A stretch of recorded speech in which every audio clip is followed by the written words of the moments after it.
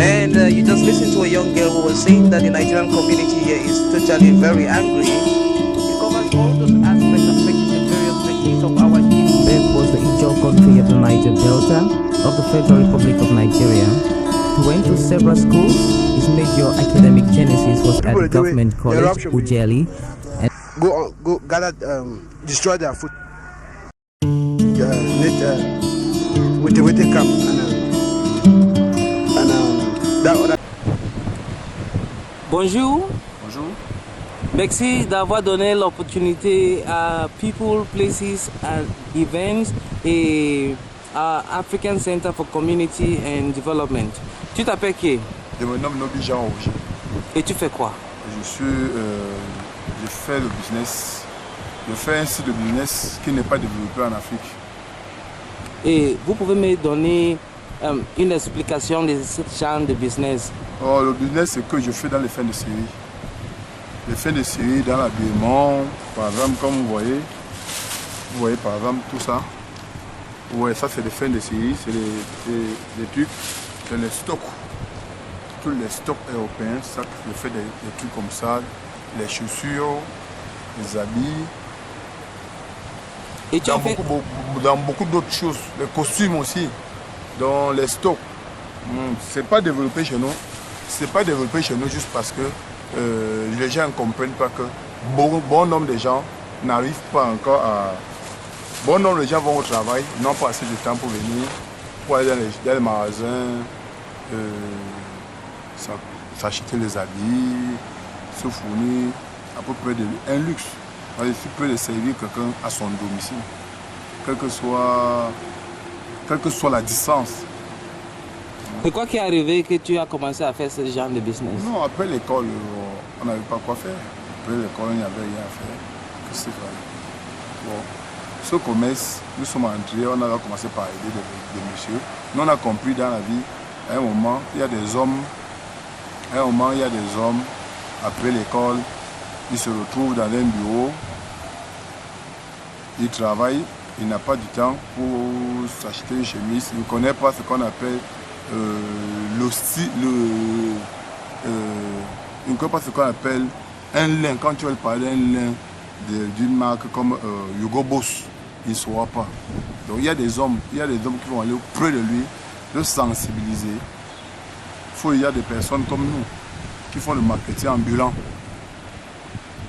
Donc tu vends les griffes? Oui. Quel genre de griffes que tu fais? Il y a les Hugo Boss en fin de série, par exemple ici, vous voyez, voilà Hugo Boss. Et là, vous voyez, là c'est Douglas King. Ça c'est un produit italien. Hugo Boss. Nous avons des marques. Voilà. Bon, nous avons des marques Pang, Kadi, Ebi. Voilà, des marques pareilles. Bon, c'est dans ça que nous faisons. Mais quel est le problème dans cette business? Non, le problème majeur, c'est la discrédibilité. Les gens, quand les gens viennent pour la première fois, ils ont peur de se faire de sortir beaucoup de soins investis et qui n'achètent pas des trucs meilleurs. Mais à la longue, quand ils testent, quand ils goûtent, ça dépend avec qui ils traitent. Ça dépend avec quel vendeur ils traitent, ça dépend avec quel homme ils traitent.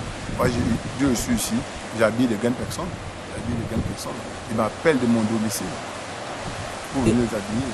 Et combien d'années que tu as fait ce business? Je peux dire, je vais à 14 ans, 14-15 ans.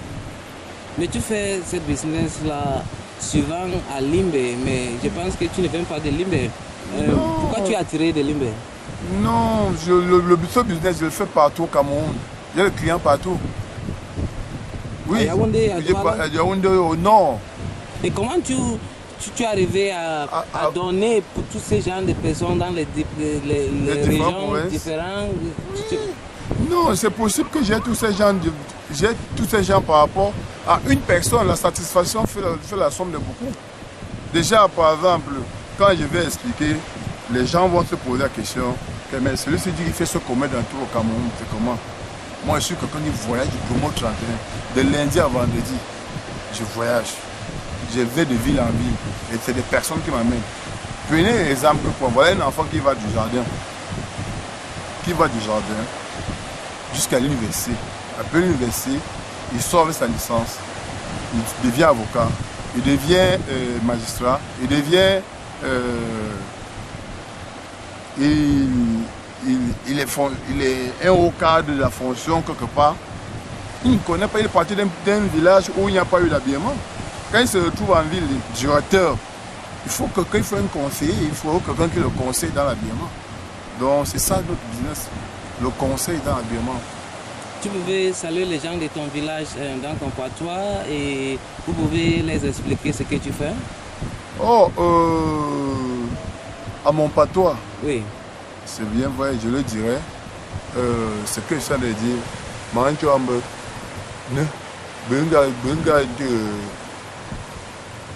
de conseil vestimentaire, de tout faire, de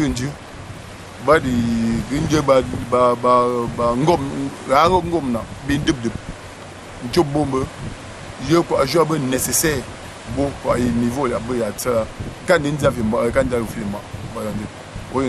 de façon qu'à un moment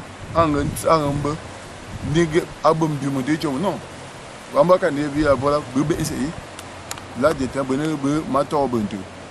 fournisseur, voilà, sous-préfet, gouverneur, correspondant. Thank you very much. Oh, attends, je n'oublie pas mon écaille. Bon, thank you very much for talking to people, places and events and to the African Center for Community and Development. Tu es satisfait avec ton travail? Non, je suis satisfait. Tu as une famille? J'ai une famille, je ne me reproche de rien. J'ai une famille. Tu les envoies, les enfants? Qui vont à l'école, qui peuvent aller dans n'importe quelle école, s'ils peuvent. Pas qu'il y a manque de moyens de les envoyer. Merci d'avoir donné l'opportunité à African Center for Community and Development. Je suis marié en passant aussi. Merci. Captain Songoka, you don't compensate everybody. In its degeneration sometimes. Today our focus will be on the style of J.P. Clark, a poet and writer, and we shall also be very interested in his poem Akbar Dancer. Some lives are meaningful, some are empty. There are the lives that are meaningful, with too much meaning and riches to offer humankind. Long after some of these earthly adventures are no more, one can still find footprints of these great lives on the pavements of our contemporary lives. Good evening, you're welcome to the program Green Planet.